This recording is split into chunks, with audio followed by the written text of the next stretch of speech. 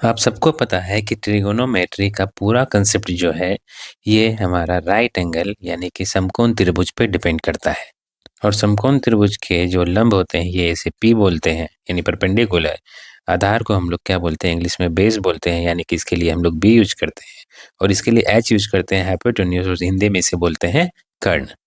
और ये सवाल में कहता है, देखिए टेन थीटा यानी टेन थीटा दिया हुआ है 4/3, और हमसे पूछा जा रहा है कि √1 minus sine theta by 1 plus sine theta का मान निकालने के लिए।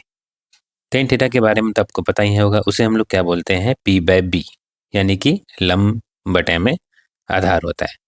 तो ऐसा करते हैं कि हम लोग यानी कि P मान लेते हैं 4 है और बेस हमारा 3 है। अगर आप इस पे सेट करते हैं, जो समकोण त्रिभुज यहाँ दिया हुआ है, इस पे अगर सेट करते हैं तो यहाँ P की जगह आप लिख 4 और यहाँ पे लिख दीजिए आप 3, तो ये आपका होगा 5।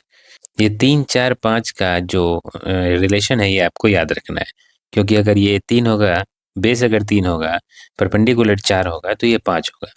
ये चेंज हो सकता है, ये जो है आपका परपेंडिकुलर और बेस में, जैसे ये 3 है, ये 4 है, ये पलट भी सकता है, ये 4 हो सकता है, ये 3 हो सकता है, लेकिन हाइपोटेन्यूज जो होता है, कर्ण जो होता है, जो सबसे लंबी भुजा होती है, वो आपका 5 ही होगा। जैसे कुछ और भी नंबर के रिलेशन होते हैं, जैसे 8, 10, यानी कि P और B आपका ये दोनों में से कोई भी हो सकता है, और आपका ये हाइपोटेन्यूज होता है। ये रिलेशन कैसे बनता है? ये रिलेशन बनता है आपका h² = P² + B² से। ये सभी को तो पता है, चलिए सवाल बनाते हैं।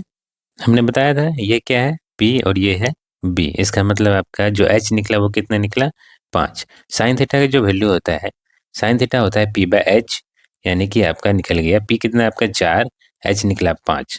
ठीक है, यानी साइन थीटा के जगह पे हम लोग 4/5 यूज करेंगे। देखिए यहाँ पे यूज कीजिए, अब इसको यूज कीजिए यहाँ पे, तो 1 माइनस 4/5 होगा, बटे में हो जाएगा 1 प्लस 4/5 इसका रूट।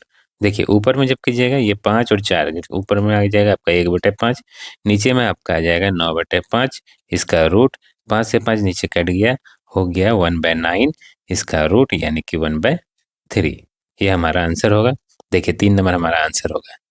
त्रिकोणमिति का ये कंसेप्ट अगर आपको अच्छा लगा तो लाइक कीजिए, शेयर कीजिए। तब तक पढ़ते रहिए और सीखते रहिए।